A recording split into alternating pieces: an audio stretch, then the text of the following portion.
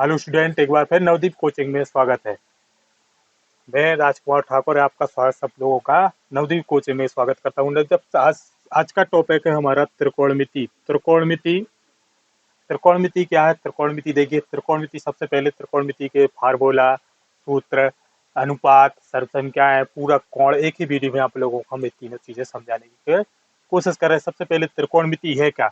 त्रिकोणमिति देखिए, त्रिकोणमिति के गणित की वह शाखा जिसमें त्रिभुज की जो भुजाएं होती हैं और कोण होते हैं, जो त्रिभुज में तीन कोण होते हैं, त्रिभुज की भुजाओं और कोणों के बीच संबंधों का अध्ययन किया जाता है। त्रिभुज की भुजाओं का त्रिभुज में आप लोग जानते होंगे, त्रिभुज में तीन भुजाएं होती हैं और तीन कोण होते हैं, और इस त्रिभुज के कोण संबंधों का अध्ययन किया जाता है। वह शाखा जिसमें त्रिभुज की भुजाओं और कोणों के बीच संबंधों का अध्ययन किया जाता है, उसको हम त्रिकोणमिति कहते हैं। आप त्रिकोणमिति में देखिए, सबसे मेन है समकोण त्रिभुज। समकोण त्रिभुज, समकोण त्रिभुज किसे कहते हैं? समकोण त्रिभुज जिसका एक कोण 90 अंश का हो, तीनों कोणों में से कोई भी एक कोण 90 डिग्री का हो, उसे हम समकोण त्रिभुज कहते हैं। जैसे इस त्रिभुज में देखिए, यहाँ पर बी कोण 90 अंश का है, 90 डिग्री का है। अब इसमें दो नीन कोण बन जाते हैं। एक जैसे मान लो हमारा बी कोण 90 डिग्री का है, तो दो ए और सी दोनों नीन कोण हो जाएंगे, मतलब ये 90 से कम हो जाएंगे। तो समकोण त्रिभुज की भुजाओं और नीन कोण के त्रिकोणमिति अनुपात कहलाते हैं। जो इनका जो संबंध होता है, दोनों का अनुपात, उनको हम क्या बोलते हैं? त्रिकोणमिति अनुपात है। अब अनुपातों से संबंधित सर्वसंख्याओं क्या बोलते हैं हम? त्रिकोणमिति सर्वसंख्याएं। तो हम आज के जिसमें तीनों हम आप लोगों को पूरक, कोण, अनुपात और सर्वसंख्याएं समझाने की कोशिश कर रहे हैं। तो सबसे पहले देखिए, सबसे पहले त्रिकोणमिति किसे कहते हैं? गणित की वह शाखा जिसमें त्रिभुज की भुजाओं और कोणों के बीच का संबंध, जो संबंध होता है, उसका अध्ययन होता है इसमें। अब इसमें देखिए ध्यान से, सबसे पहले अनुपात। अनुपात समझिए,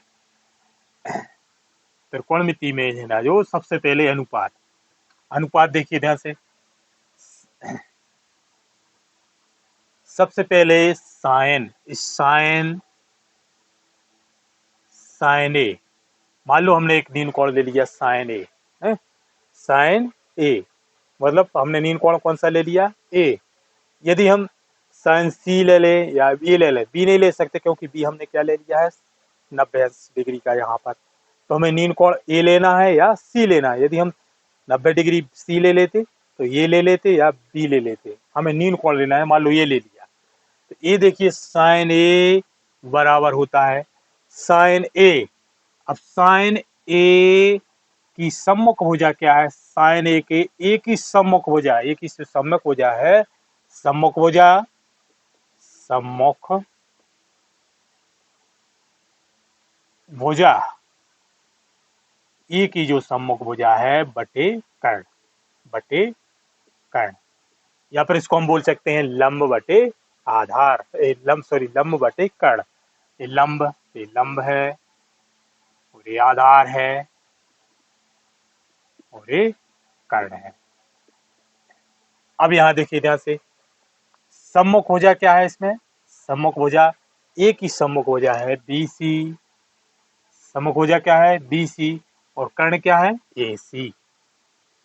अब अगर मान लो हमने कोण साइन बी ले लिया, सी ले लिया होता, तो सी ले लिया, तो सी की सम्मुख भुजा क्या हो जाती फिर? ए बी, मतलब आधार का लंब बन जाता और लंब का आधार बन जाता। तो यहाँ पर आ जाता ए बी बटे ए सी, ए बी बटे ए सी, अगर हमने सी लिया तो ये है साइन ए, साइन ए। साइन ए बराबर क्या होता है? सम्मुख भुजा बटे कर्ण। अब इसका देखिए अपोजिट, देखिए अपोजिट होता है इसका कोसेक। इसका अपोजिट क्या होता है? कोसेक।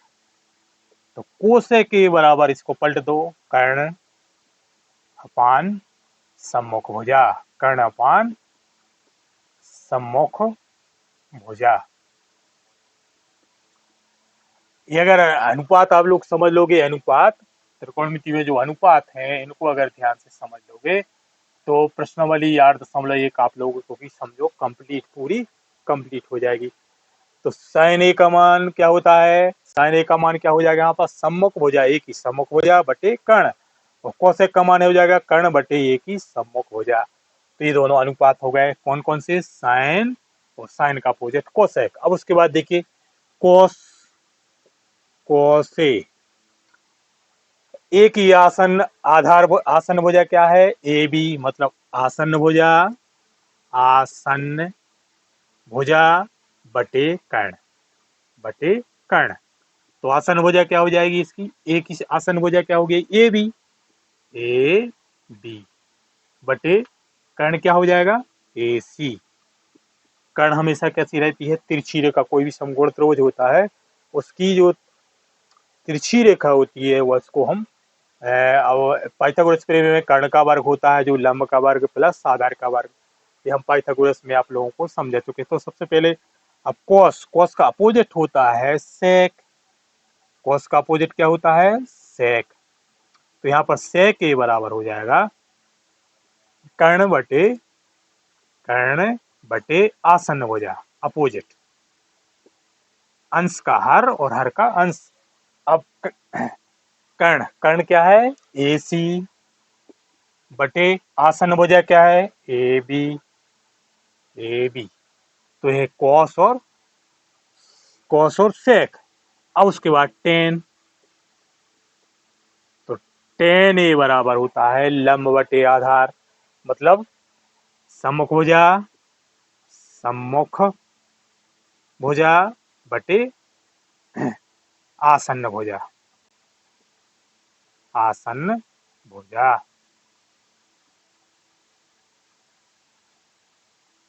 अब उसके बाद देखिए ध्यान से, टेन, टेन का अपोजिट हो जाता है कोट, टेन का अपोजिट क्या हो जाता है, कोट। तो आसन्न भुजा बटे सम्मुख भुजा, मतलब आसन्न भुजा ए बी बटे, ए बी बटे बी सी, मतलब आसन्न ऊपर पहुंच जाएगा, आसन्न भुजा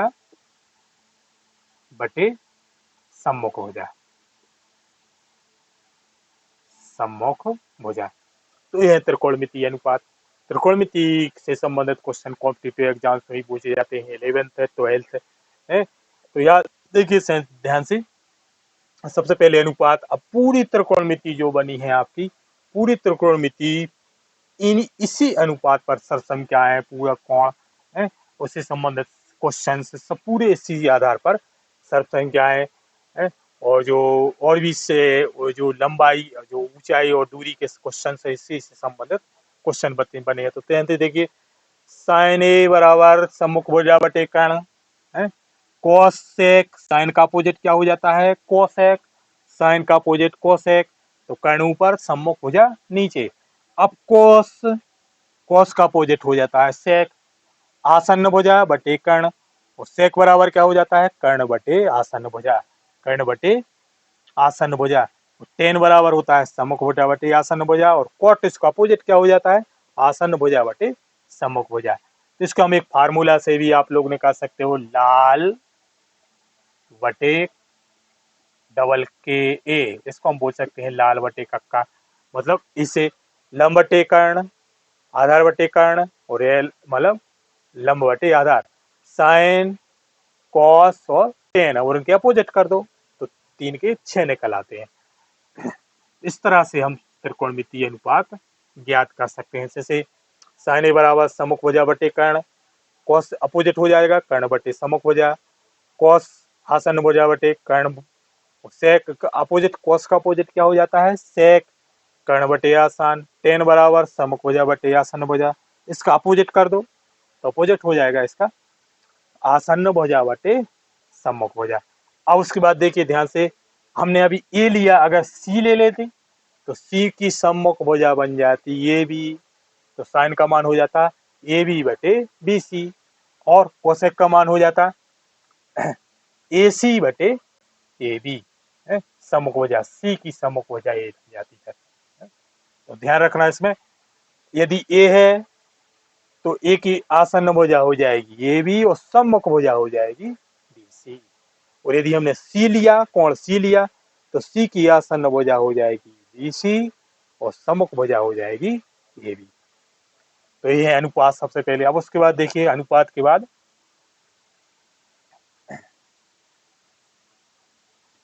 पूरक कोण। अब अनुपात के बाद हम पूरक कोण, तो पूरक कोण देखिए, पूरक कोण क्या है?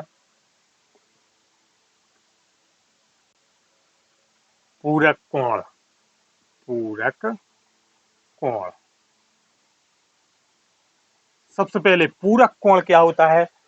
वे कोण जिनके दो कोणों का टोटल योगफल 90 अंश होता है उसको हम पूरक कोण बोलते हैं। और समपूरक कोण, वे दो कोण जिनके टोटल जिनका योगफल 180 अंश होता है उसके हम क्या बोलते हैं? समपूरक कोण। तो पूरक कोण देखिए यहां से साइन है, साइन का पूरक कोण होता है कॉस। साइन का पूरक कोण क्या होता है? कॉस। तो यहां पर हो जाएगा कॉस 90 माइनस से। साइन का पूरक कोण क्या होता है? कॉस। तो साइन ए बराबर हो जाएगा कॉस 90 माइनस से, और कॉस बराबर हो जाएगा साइन 90 माइनस से। तो ध्यान रखना साइन का जो पूरक कोण, इसका मतलब जैसे जो साइन, मान लो जो साइन 30 अंश का मान है वह कॉस है। साइन 30 अंश का मान होता है 1/2। तो 90 में से 30 घटा दो, 90 में से 30 घटा दो 60 है, तो जो वही मान कॉस 60 अंश का होगा। जो 30 का है वह 60 का, जो इसका 60 का है वह इसका 30 का, और 45 का, दोनों का एक बराबर होता है क्योंकि 45 45 तो होते हैं दोनों 90। अब साइन का कॉस होता है, और टेन, टेन का पूरक कोण होता है कॉट। टेन का पूरक कोण क्या होता है? कॉट। तो हम बोल सकते हैं टेन ए बराबर कॉट 90 माइनस से, और कॉट बराबर टेन 90 माइनस से।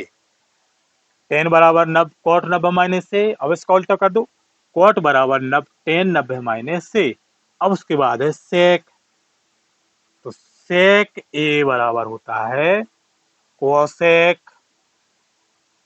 90 माइनस से, और कोसेक बराबर हो जाएगा सेक 90 माइनस से। तो ये पूरक कोण भी आप लोगों को याद करना पड़ेगा, अच्छे से कठिन से याद कर लेना। साइन का पूरक कोण क्या होता है? कॉस। जो बहुत ही इंपॉर्टेंट है, इससे संबंधित क्वेश्चन भी आते हैं, और विकल्प में सही जोड़ियों में भी क्वेश्चन से संबंधित क्वेश्चन पूछ लेते हैं एग्जाम में। तो सबसे साइन का कॉस पूरक कोण, और कॉस का पूरक कोण क्या हो जाएगा? साइन। और टेन का कॉट, और कॉट का हो जाता है टेन, और सेक का कोसेक, और कोसेक का हो जाता है टेन। तो पूरक कोण भी आप लोगों को ध्यान से, अनुपात पूरक कोण, दो चीजें आप लोगों को समझ में आ गई होगी। मतलब इसका मतलब ये होता है कि जो इसका 30 का है वह इसका 60 का होगा, जो इसका 60 का है वह उसका 30 का होगा, और जो इसका 0 अंश का है वह उसका 90 का होगा, और जो इसका 90 का है वह इसका 0 का होगा, और 45 का दोनों के बराबर रहेंगे। जो इसका 45 का वह कॉस का भी, जो साइन का 45 का रहेगा वह कॉस 30 से 45 का भी रहेगा, क्योंकि 45 और 45 कितने होते हैं टोटल पूरक कोण? 90 अंश हो जाते हैं। इसका टेन का 45 है वह कॉट का भी 45 का होगा, सेक का 45 का इसका भी 45 होगा। तो सेक साइन, साइन बराबर क्या हो जाएगा? कॉस 90 माइनस ए, और कॉस बराबर साइन 90 माइनस ए। टेन बराबर कॉट 90 माइनस ए, और कॉट बराबर टेन 90 माइनस से। सेक बराबर कोसेक 90 माइनस से, और कोसेक बराबर सेक 90 माइनस से। तो ये पूरक कोण। अब उसके बाद देखिए सर्वसंख्याएं। सर्वसंख्याएं क्या है? देखिए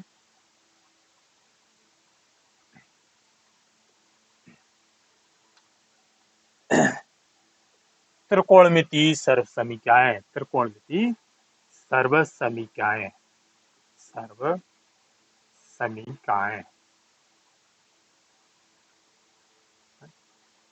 त्रिकोणमिति सर्वसंख्या है। त्रिकोणमिति सर्वसंख्या क्या है? देखिए ध्यान से, सबसे पहले ही सर्वसंख्या आप लोगों को ध्यान रखनी पड़ेगी। Sine, sine square A plus cos square A is equal 1। ध्यान रखना, sine square A plus cos square is equal होता है 1। मतलब sine square theta plus cos square theta बराबर होता है 1 है। अब उसके बाद देखिए ध्यान से, जैसे sine square 45 plus cos square 45 का मान 1 होगा, sine square 30 plus cos square 30 का मान भी 1 होगा, sine square 60 plus cos square 60 का मान भी 1 होगा। अब उसके बाद सेकंड देखिए, सेकंड सर्वसंख्या है, सेकंड सर्वसंख्या 1 प्लस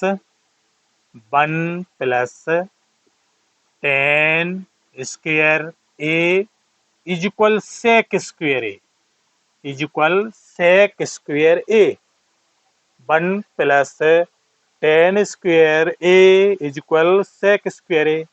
और उसके बाद थर्ड सर्व संख्या है, तीसरी सर्व संख्या है 1 plus cot square A is equal cosec square ए।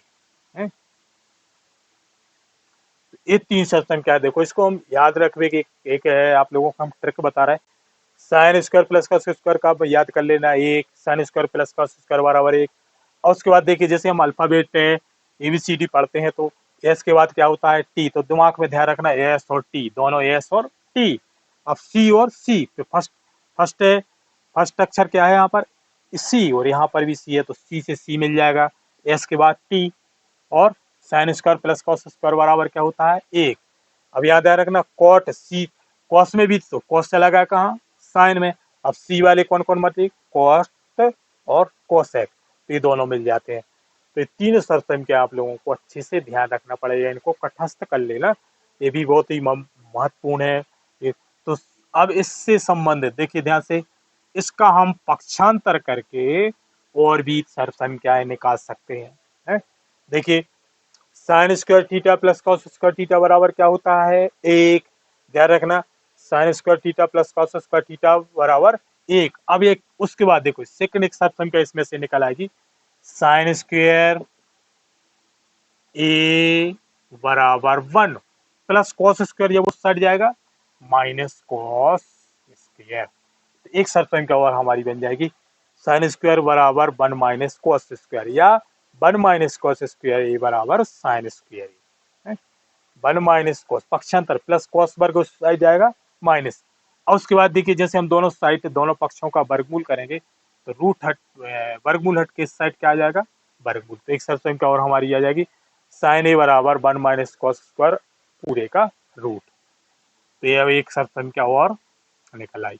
अभी हमने पक्षांतर का क्या किया प्लस कॉस स्क्वायर का, अब उसके बाद साइन स्क्वायर का पक्षांतर कर दो, तो साइन स्क्वायर का पक्षांतर होगा कॉस स्क्वायर ए बराबर 1, साइन स्क्वायर सट जाएगा minus sine square, minus sine square, तो कॉस स्क्वायर बराबर 1 माइनस साइन स्क्वायर। अब उसके बाद देखिए ध्यान से, इसका भी दोनों पक्षों का जब हम वर्गमूल करेंगे तो इस साइड वर्ग कट के वर्गमूल आ जाएगा। अब उसके बाद देखिए 1 प्लस टेन स्क्वायर बराबर क्या होता है सेक स्क्वायर। अब यहाँ पर हम जब प्लस से एक को जब उस साइड ले जाएंगे, राइट साइड ले जाएंगे, तो एक सर्व संख्या हमारी आ जाएगी tan square A is equal sec square a, और एक जब उस साइड जाएगा माइनस का एक, तो एक सर्व संख्या हमारी जाएगी टेन स्क्वायर ए बराबर sec square minus 1, tan square बराबर is equal sec square minus 1। अब एक सर्व संख्या और आ जाएगी, एक सर्व संख्या और निकल आएगी। अभी हमने एक का पक्षांतर किया, अब हम एक पक्षांतर और 10 का पक्षांतर करके देख लो, 1 इज इक्वल सेक स्क्वायर, और 10 प्लस 10 जब वो सट जाएगा माइनस 10 स्क्वायर, माइनस 10 स्क्वायर। तो ये इस तरह से एक दो सर्व संख्या और निकल आई। ऐसी इसी प्रकार से इसका भी 1 प्लस 10 कोट स्क्वायर बराबर क्या होता है कोसेक स्क्वायर, तो यहाँ हम जब प्लस एक का पक्षांतर करेंगे cot square A is equal cosec square a, और एक जब उस साइड जाएगा माइनस एक, जब एक उस साइड जाएगा पक्षांतर होगा तो माइनस एक। तो इस तरह से अब अभी हमने एक का पक्षांतर किया, हम जैसे कॉट का पक्षांतर कर दें तो यहाँ पर आ जाएगा 1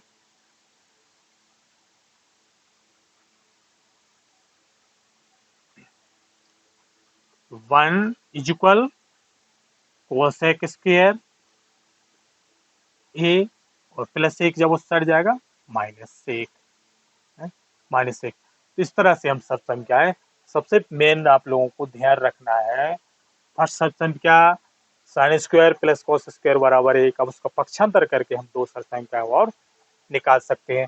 अब इसको एक याद रखना, 1 plus tan square is equal sec square, और एक सब संख्या और याद रखना है, 1 प्लस कोट स्क्वायर बराबर कोसेक स्क्वायर। इस तरह से हमने आप लोगों को आज अनुपात, पूरक, कोण और सम संख्याएं समझाने की कोशिश की। आने वाले वीडियो में हम आप लोगों को इससे संबंधित सब संख्या सिद्ध कैसे की जाती है, सब संख्याओं को कैसे निकालते हैं, और त्रिकोणमितीय अनुपात कैसे निकालते हैं, उससे संबंधित क्वेश्चन आप लोगों को समझाएंगे। तो वीडियो कैसा लगा इसके लिए कमेंट जरूर करना, और ध्यान रखना जो स्टूडेंट चैनल पर नए हो चैनल को सब्सक्राइब जरूर कर लेना, ताकि आप लोगों को इंग्लिश से संबंधित, इंग्लिश मैथ से संबंधित नए नए नोटिफिकेशन प्राप्त हो सके। और इंग्लिश मैथ्स में क्लास 10th मैथ में जो भी आप लोगों की प्रॉब्लम हो, प्ले लिस्ट में जाकर जरूर आप लोग देख सकते हो। तो मिलते हैं अगले वीडियो में। खुश रहना, अपना और अपने परिवार का ध्यान रखना, अध्ययन जारी रखना। थैंक्स।